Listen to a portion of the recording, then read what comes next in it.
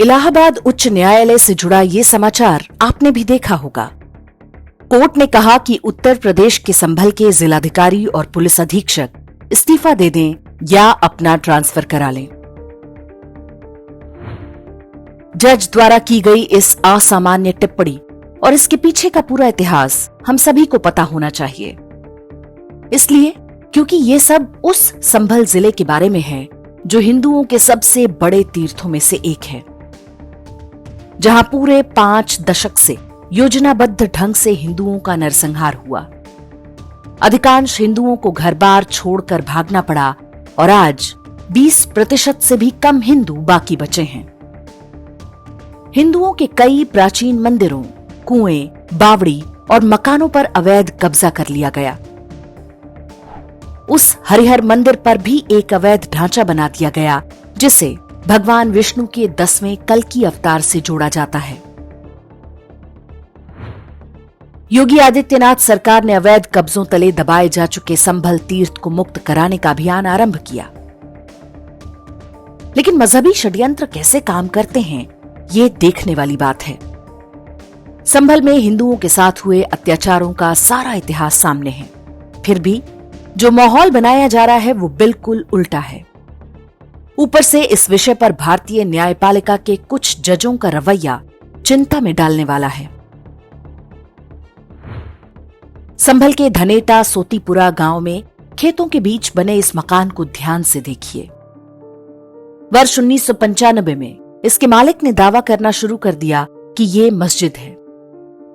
धनेटा उन कुछ गिने चुने गांवों में से एक है जहां आज भी हिंदुओं की संख्या अधिक है। अवैध मस्जिद बनने पर ग्रामीणों ने विरोध किया। ये मकान जिस भूमि पर बना है वो भी विवादित है। राजस्व रिकॉर्ड्स में ये भूमि मोहन सिंह और भूरज सिंह के नाम पर दर्ज है, लेकिन अब उस पर एक मुस्लिम परिवार का कब्जा है। आसपास के क्षेत्रों से बड़ी संख्या में लोग नमाज पढ़ने के लिए जुटने लगे, जिससे गांव में माहौल बिगड़ने लगा। बात बढ़ी तो दोनों पक्षों ने आपस में समझौता कर लिया कि मकान को मस्जिद नहीं बनाया जाएगा और वहां रहने वाले परिवार के अतिरिक्त कोई बाहरी व्यक्ति नमाज नहीं पढ़ेगा। जब भी कोई विवाद पैदा होता, गांव के ही लोग आपस में मिल बैठकर सुलझा लेते। गांव वाले सहमत थे कि कोई भी मंदिर या मस्जिद नहीं बनेगा, लेकिन आबादी बढ़ाने के खेल और राजनीतिक संरक्षण के बीच मस्जिद की योजना अंदर ही अंदर चलती रही। मकान में ऐसे बदलाव किए जाते रहे ताकि इसे मौका मिलते ही फिर से मस्जिद घोषित किया जा सके। पिछली सरकारों के समय इस विवाद के कारण धनेटा गांव के हिंदुओं का उत्पीड़न किया गया और कई लोगों पर फर्जी मुकदमे लाद दिए गए। नेता जो हैं वो उन्हें सपोर्ट करते हैं, हमारे नेता जो हैं हमारा सपोर्ट नहीं करते। ना ही कोई जिलाध्यक्ष सुनता, ना मंत्री सुनती, ना विधायक सुनता। उनके सब लोग सुनते हैं, आके उन्हें नमाज पढ़वाते हैं।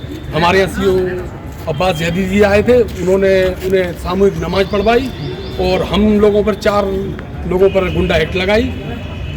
हमें जेल भेजा जा रहा है और उन्हें भरपूर सांत्वना दी जा रही है।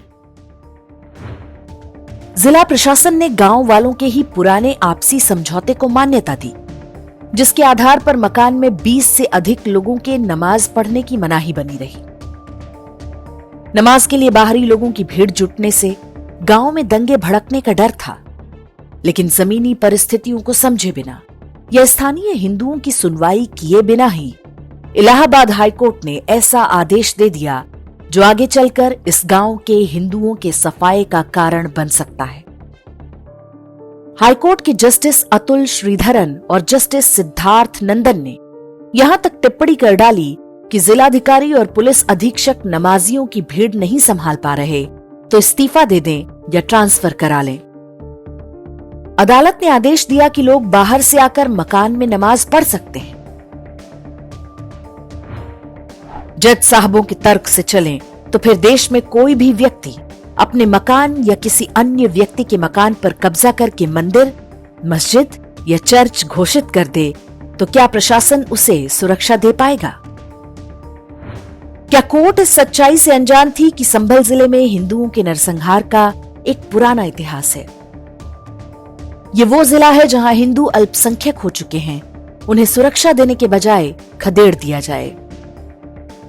क्या हमारी न्याय व्यवस्था यही चाहती है?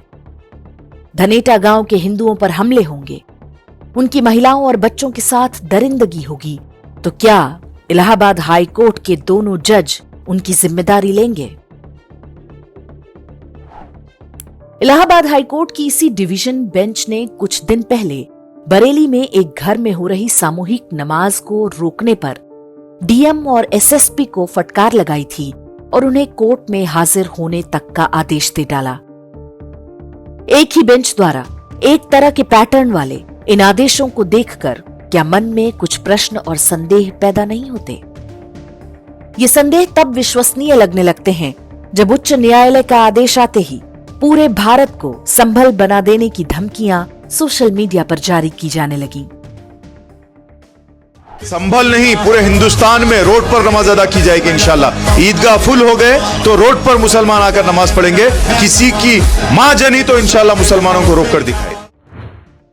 संभल और बरेली की ये कहानी पहली नहीं है। जम्मू कश्मीर से लेकर बंगाल तक में हुए हिंदू नरसंहारों में हम भारतीय न्याय व्यवस्था का यही रवैया देख चुके हैं।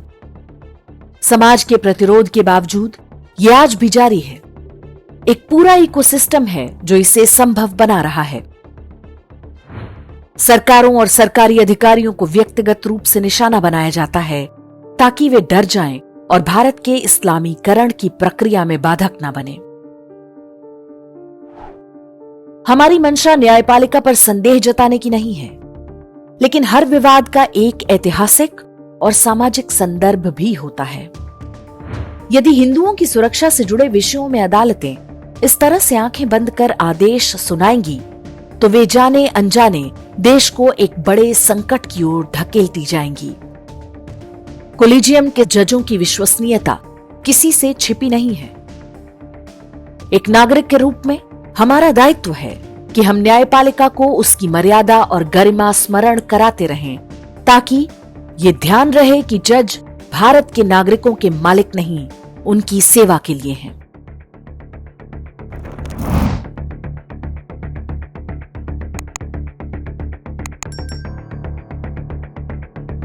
इंडेक्स ऑनलाइन के वीडियो समाज को समर्पित हैं। आप इनको डाउनलोड करके जैसे चाहे वैसे प्रयोग कर सकते हैं। चाहे तो आप हमारे टेलीग्राम चैनल से जुड़ सकते हैं, वहां सारे नए पुराने वीडियो आपको मिल जाएंगे।